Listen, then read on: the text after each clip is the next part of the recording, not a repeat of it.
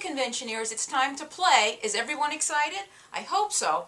Today we're going to talk about something, or a place, or a destination, or really an aspirational location called FAO Schwarz. And I'm hoping that most of the people who are watching this today have either been to FAO Schwarz or know of FAO Schwarz. FAO Schwarz is a very high-end toy retailer here in the United States.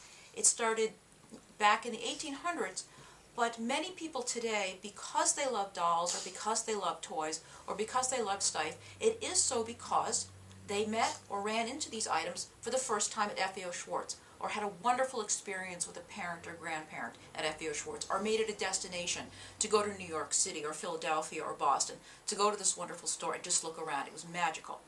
So I'm hoping through this conversation today, I'm going to talk with you briefly about the history of the store and why it is so special, and talk then about FAO exclusives, which is one of the reasons people have such a magical and loving connotation with this store.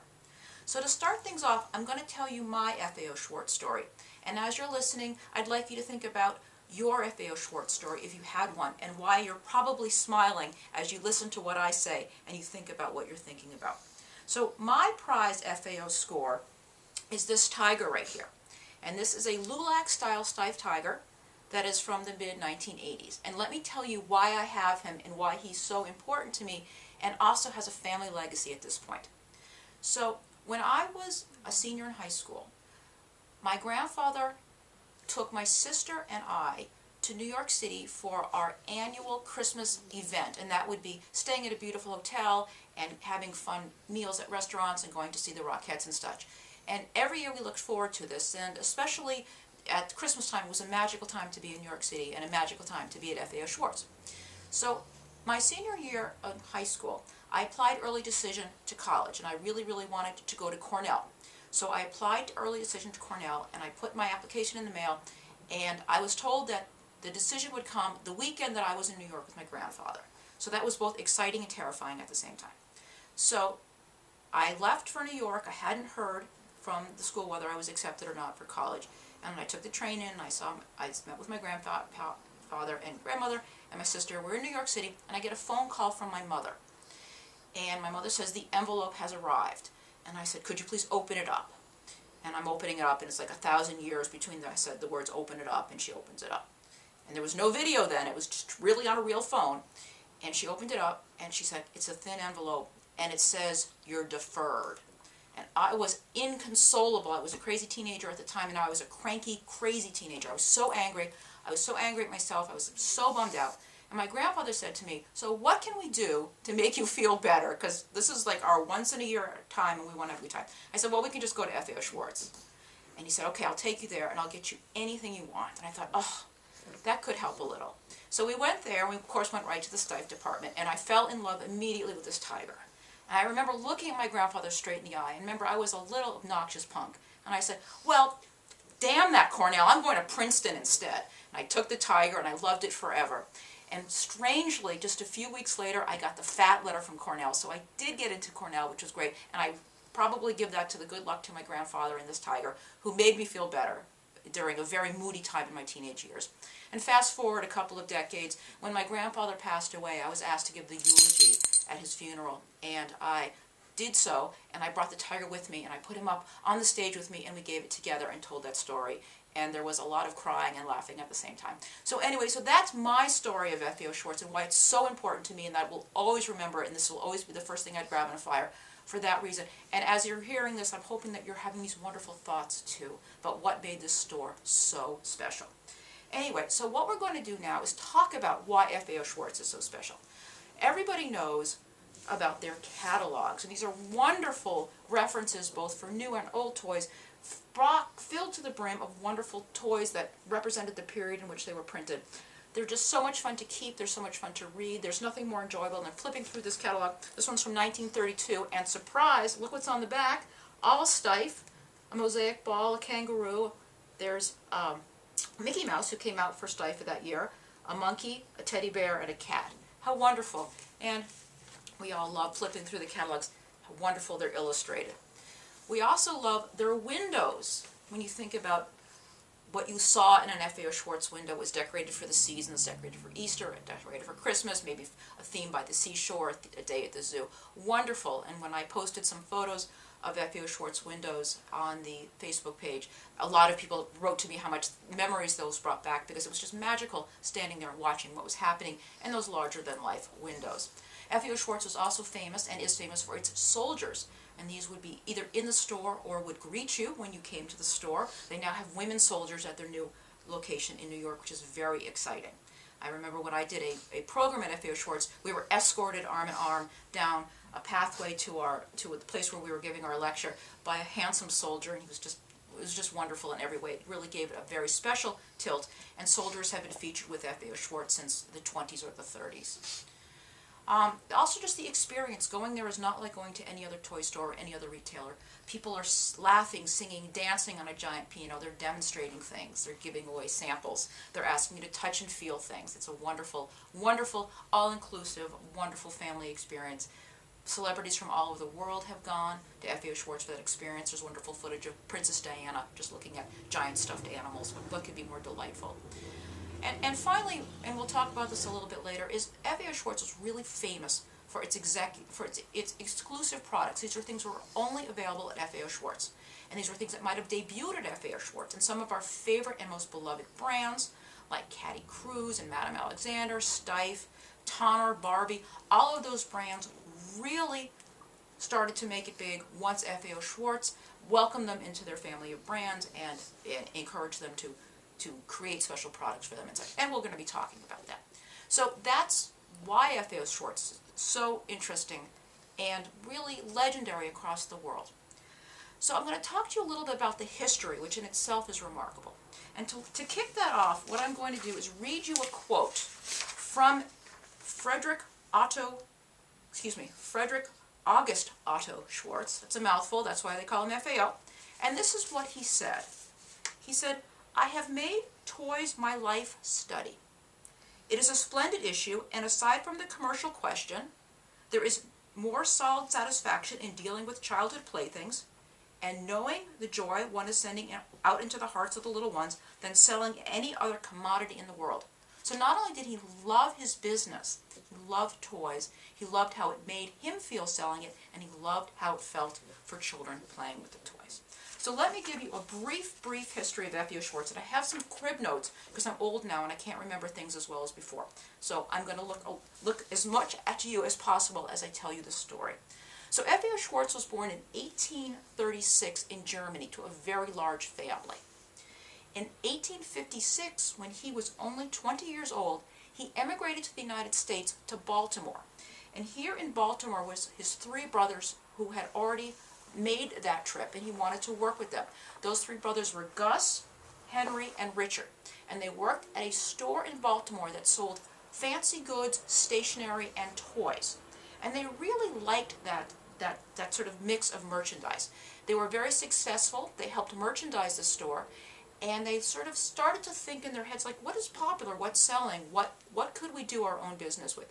And they also noticed that when they got things interesting into the inventory, and a lot of the inventory came from overseas, they would find unique toy treasures. They'd put those treasures right in the window, and poof, they'd sell immediately. Well, what does that mean? They started to understand the importance of merchandising and visual presentation of things. They got very good at the store. In the early 1860s, Henry opens up his own toy store in Baltimore, and he starts again to implement some of these tactics that they have learned through working with the other store. And by the mid-1960s, Gus opens a store in Philadelphia, and Richard opens a store in Boston. So now we've got three stores of the Schwarz brothers. And they're not competitors. They work together to merchandise their stores in special ways. They go on buying trips together. They go back to Europe to stores, to manufacturers and purchase custom items in Europe. They purchase only the finest items. They're not as concerned about cost because they realize that people will pay for quality and people will pay for high-end items. In 1869, they started something throughout the stores called the Christmas Bazaar. And they noticed that toys are very closely tied to Christmas, and that wasn't so obvious in America at that time.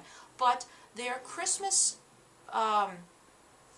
merchandise and their Christmas celebrations and their Christmas merchandising were bringing in tons and tons of people and tons of business.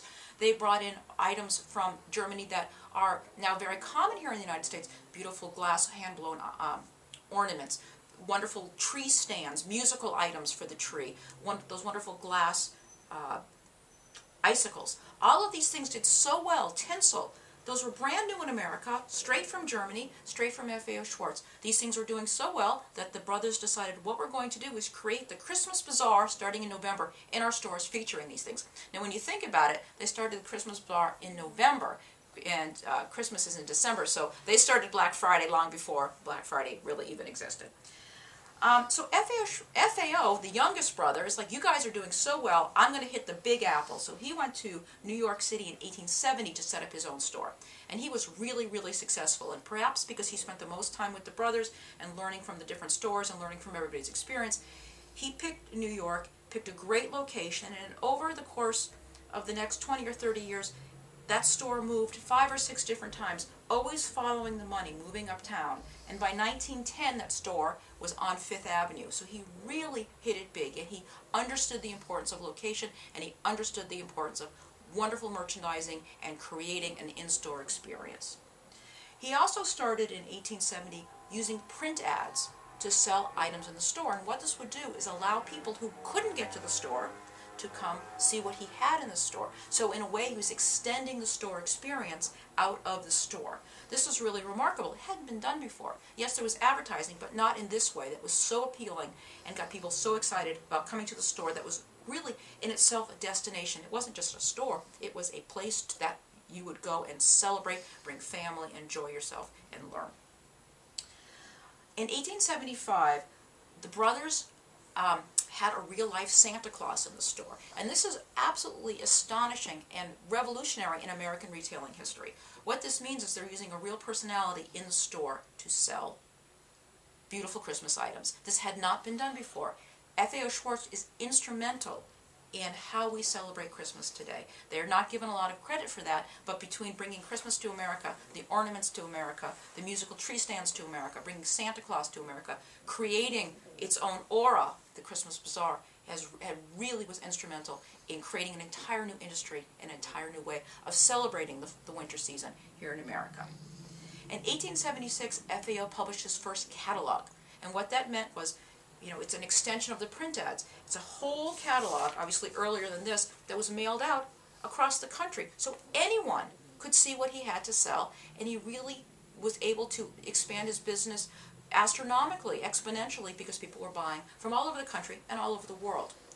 It was a very exciting time, and what people don't understand is that this was one of the very first mail-order catalogs. This was before Sears, this was before JCPenney. This is a really important way to extend the business, to extend the brand, and to get people in love with this company and this organization that brings only the finest toys to America. So by the late 1890s, the store is really called Santa's headquarters. The New York Times called it the largest toy store in New York City and Santa's headquarters, which really was mission accomplished for the brothers. This is the branding they wanted. They wanted to be that magical Santa Claus toy destination. Fast forward a couple of years, FAO Schwarz died in 1911, and the family really took over for the next several generations. Sons and grandsons very skillfully managed the company. But what happens often with family companies after 3 or 4 generations, the family sort of loses interest or changes direction. And in 1960, the original Schwarz family sold the company. What does that mean? It was sold to Parents Magazine and then to various other organizations over time. And I think the quality changed and the direction changed, but that's really very subjective for what you're interested in studying. Just in case you want to know, the Schwarz family is still involved because they own the name and the brand, and they have set up a foundation based, and the relationship is that FAO Schwarz gives us a percentage of the sales to the family foundation, which is then distributed to young people who are interested in nonprofit management, and this helps fund internships and jobs and such to really help the next generation get their foot in the door of leadership in nonprofit organizations, which I think is a wonderful, wonderful way of using that family legacy.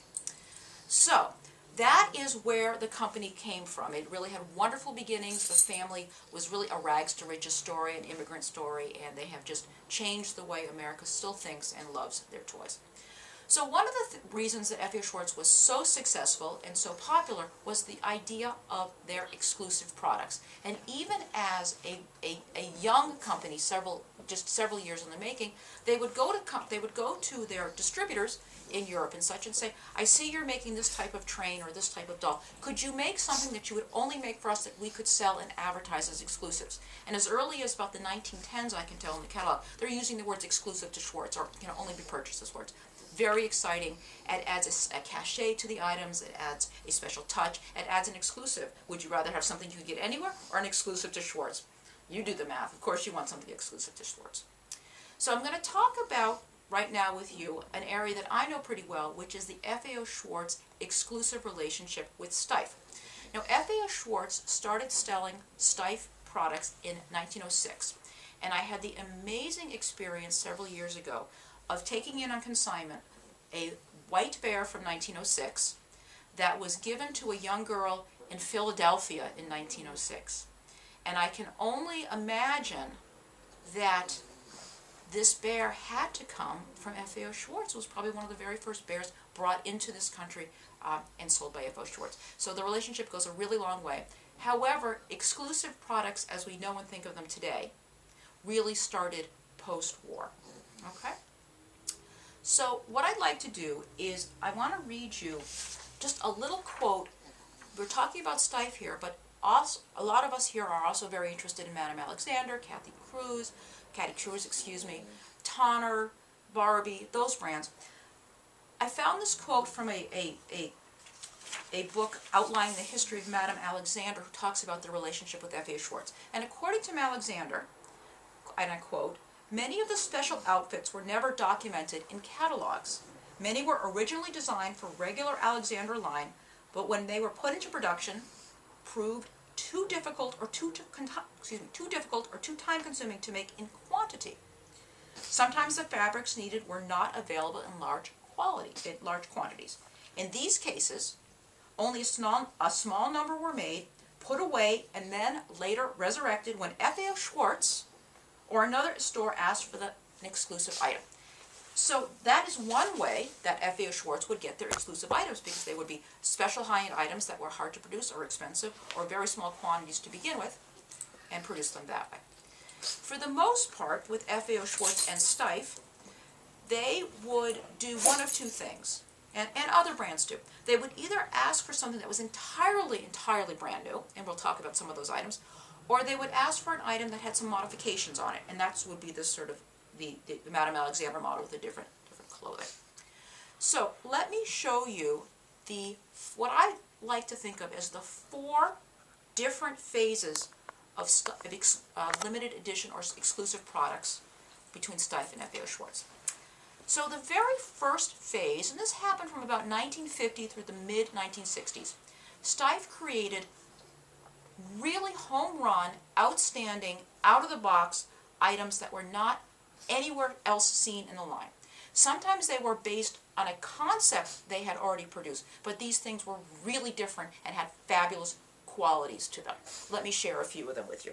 So Tiger's going to go here just for a minute. Okay. So the first one I'd like to show you is this fabulous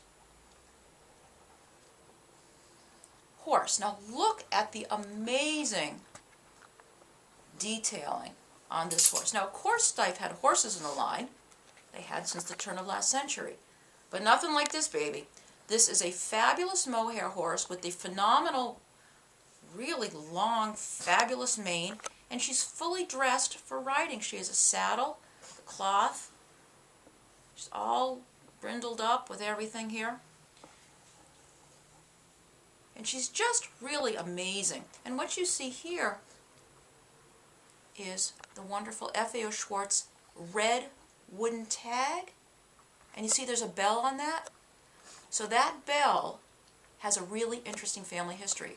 The bell debuted in 1880 in some advertising, and the bell actually was a symbol that was carved into the family's dining room table in Greenwich, Connecticut. and it's where the family would sit at the end of the day or at the end of a busy selling season like Christmas and talk about the family's success and history and strategy and what they could do better to be successful. So this really was a very, very special symbol to the family that many people don't know about. But it is this bell, and that's where it comes from. It comes right from the Schwarz family. And you would see this tag on items from the 50s, 60s, and maybe up to the 70s.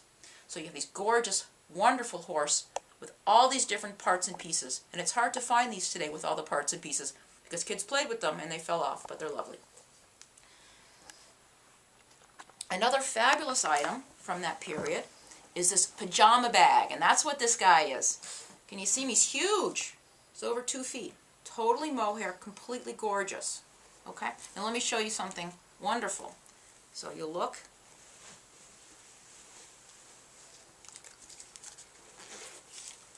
He's really, I have him stuffed, but he's gorgeously made. He's lined in blue, silky satin, and you would put this on your bed with your pajamas in it.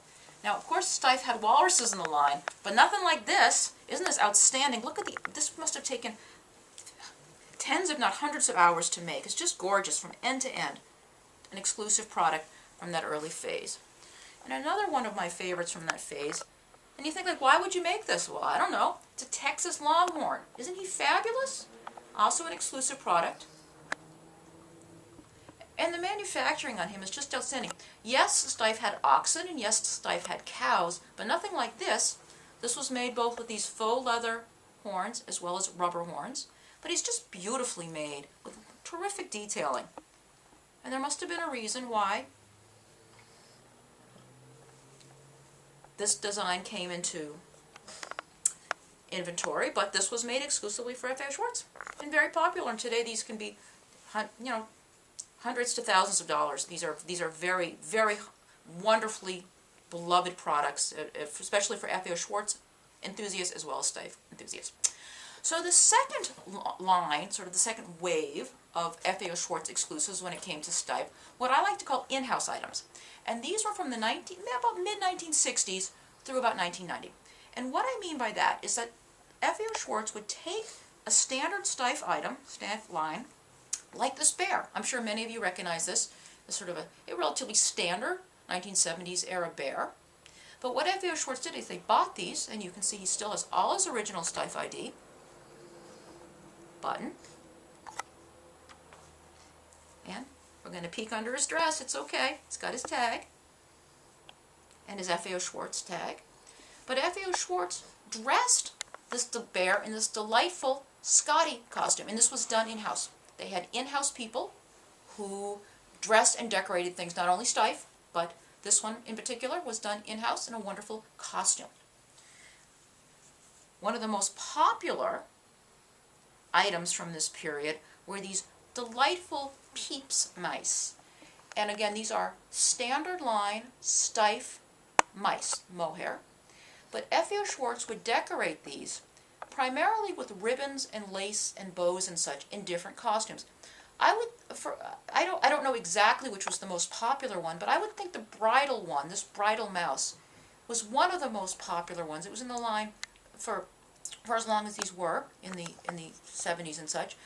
But these make wonderful bridesmaids gifts. These make wonderful favors for anything to do with a bridal celebration. You're meeting a girlfriend for lunch who's getting married, or her daughter's getting married. They're wonderful. They don't take up that much room, and they weren't terribly expensive at the time. And so these are very, very popular. They also made a groom who's darling, but he was only in the line for a handful of years. He's very rare. Well, who needs men anyway? This is a very wonderful little Steiff Peep Mouse as a bride. And I also have for you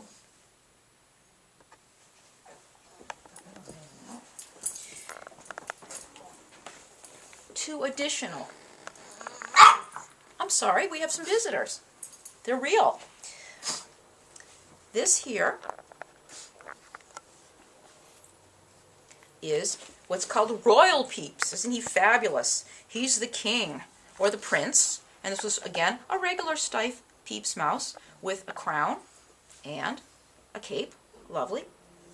And again, dressed entirely in-house by FAO Schwarz. And the Steiff and FAO Schwarz did together what is called the country mouse and the city mouse. This is the city mouse, and this was a box. It's sort of a room box. You know, we think of dollhouses. Well, this is sort of a room box dollhouse all in one.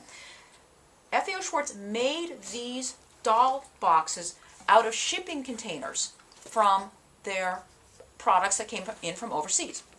So FAO Schwarz never wasted a thing. So this is recycled wood, which was painted internally and created these dollhouse rooms.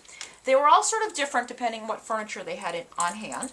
But if you look here, or trust take my word on it, there's a wonderful little stamp here, little sticker. It's gold and green, FAO Schwarz, and it says, I'll read it to you, the world's greatest toy store. Well, there's no exaggeration there. And so there's the toys. It says, from toys to togs, the world's greatest toy store.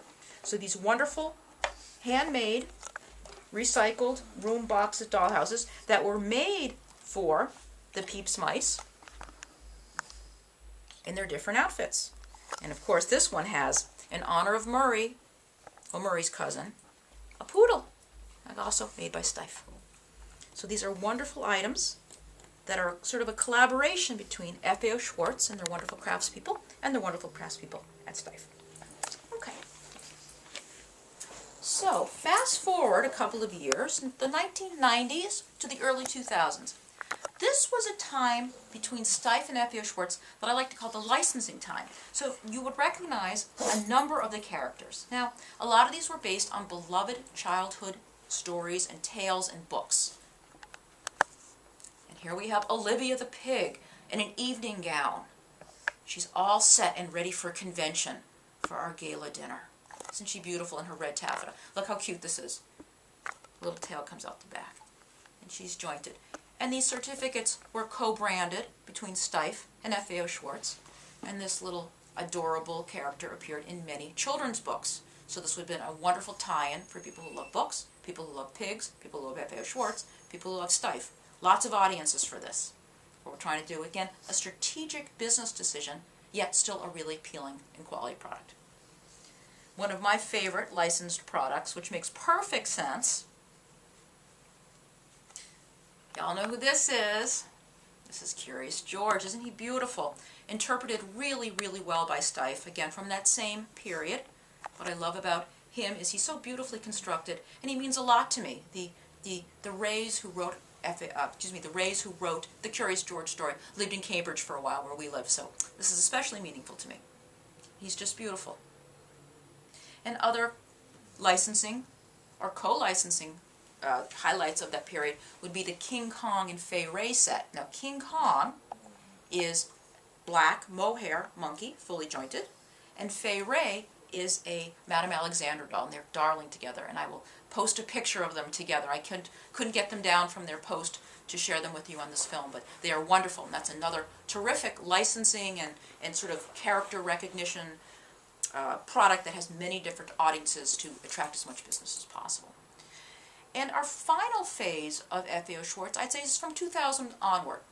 And this is a period where I think all companies are looking really for efficiencies and are looking for legacy.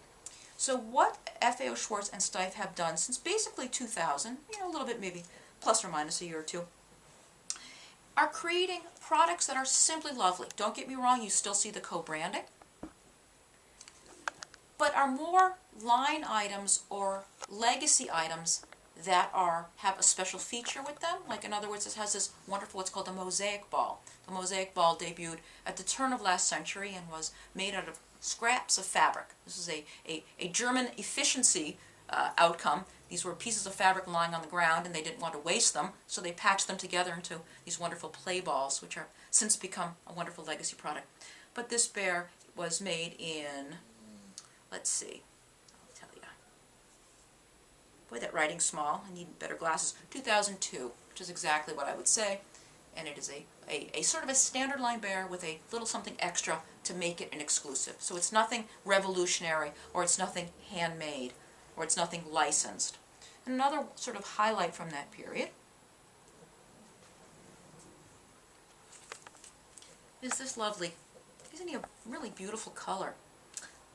A wonderful bear And he came with a little book. So it's sort of a standard line product with a legacy tag. I think this was a nod to the legacy tags that we're talking about, because those hadn't been available for quite some time. And a little book. So they're just beautiful.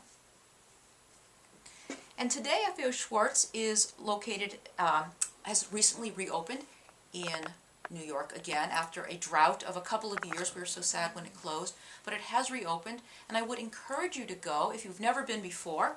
It's different than it used to be, but it still has the magic, it still has the legacy, and I think when you walk in, you can really feel the love, you can really feel the integrity, you can really feel the nostalgia of just what the store has created in America, and the memories it has created. I hope I've created new ones for you, or at least encouraged you to explore this wonderful company a little bit more.